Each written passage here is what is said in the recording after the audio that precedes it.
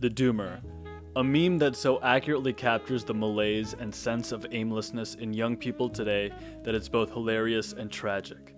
I've talked about this concept before, but if you're unfamiliar with the Doomer, here's a quick rundown from Urban Dictionary. The Doomer, a more enlightened update of the incel. Where the incel is chronically alone and projects his hatred onto women, the Doomer has accepted his equally alone fate without resentment. Instead of bitching, he listens to Radiohead. I'm a weirdo. Usually in his 20s, the Doomer is typically unemployed or doing a dead-end job, tormented by unrequited love and alienated from most of the population.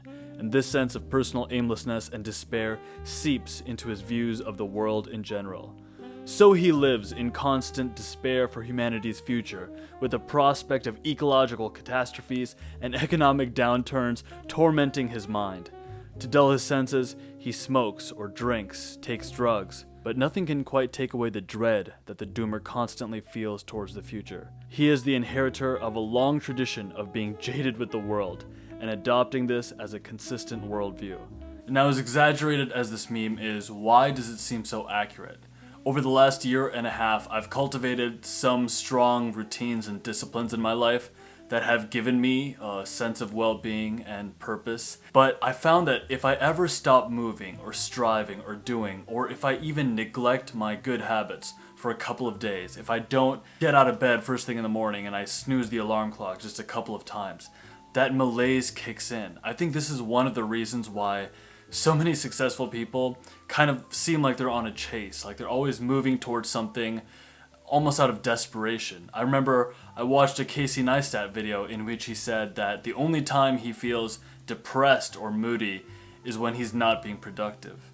The only time I really get bummed out or depressed is when I'm not being productive, is when I'm not accomplishing or doing or contributing in any way. And yet I can also think of times when, because of my sadhana, because of my spiritual disciplines, if I've been meditating enough and doing pranayama, my breathing exercises, I get the sense of just being full from within. In his book, Reinventing Yourself, author Steve Chandler says that the difference between feeling like that doomer, like having that sense of malaise and aimlessness, and then feeling full from within, even if you're not necessarily doing some like results-oriented activity, comes from having a sense of spirit from within. Spirit is defined as the vital principle or animating force within living beings.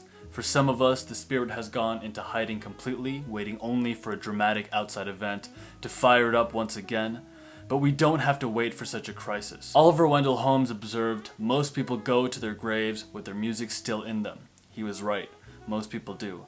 But that's because they've never heard that music. They simply don't know it's there. This concept of having a sense of internal spirit, of having what some traditions call a life force, an energy that sort of propels your work, and helps you cultivate a sense of playfulness and detachment, basically the opposite of what it feels like when you're going through like a doomer phase. They say it comes from an etheric energy from within. In the Vedic tradition, my own tradition, it's called prana. In Taoism, it's called chi or ki. And I've talked about other mythos traditions that have also made reference to this. In Viking mythos, for instance, they call it vril. And in another lineage, in the Greek mythology, it's known as Thumos. Thumos is mentioned over 700 times in the Iliad and the Odyssey. Philosopher Alan Bloom called it the central natural passion in men's souls. When one hears of a lack of virility, fight, energy, and ambition, of a malaise of spirit, what is really being spoken about, at least what some believe, is a shortage of Thumos. In the Iliad, Achilles speaks to his great-hearted Thumos. He also delights his Thumos by playing the lyre. The Greek philosopher Empedocles called Thumos the seat of life. If it left you, you would faint, and if it permanently separated from you, it meant death.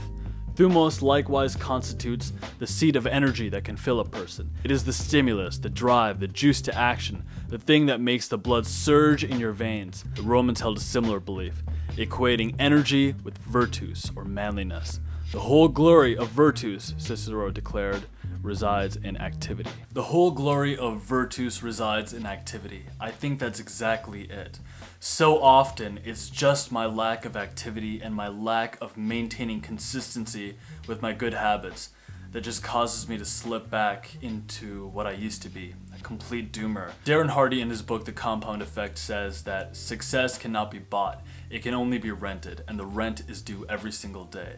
Which is to say, you've got to make the right choice every day, otherwise that doomer within you, that feeling of hopelessness, dread, despair, jadedness, it will definitely start creeping back in. If I snooze my alarm clock too many times or I miss a meditation session, then everything starts to feel off. I do get that jadedness starting to trickle in again. Even when I'm making YouTube videos, when I'm in that state, I start to worry more and more about like what my words are, how I'm coming across. And when I'm on the opposite end of that, when I'm full of life, when I'm full of that life force energy, when I'm brimming with what the Greeks might have called Thumos, then I can just express, I can just go nuts. It doesn't matter, like, I don't really care what my output looks like because it's not about the result, it's just about playful expression. I've come to find that raging against the malaise, raising against that internal sense of despair that can often kick in, is a daily choice and a daily battle, a battle of choosing to do the right things, not snoozing on your alarm,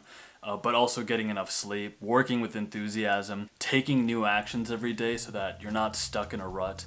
It's a constant choice, and there really is no easy way out of it. And for those of us who are willing to step out in faith with the right actions, perhaps for us the doomer can remain dormant, and for us, greatness is coming.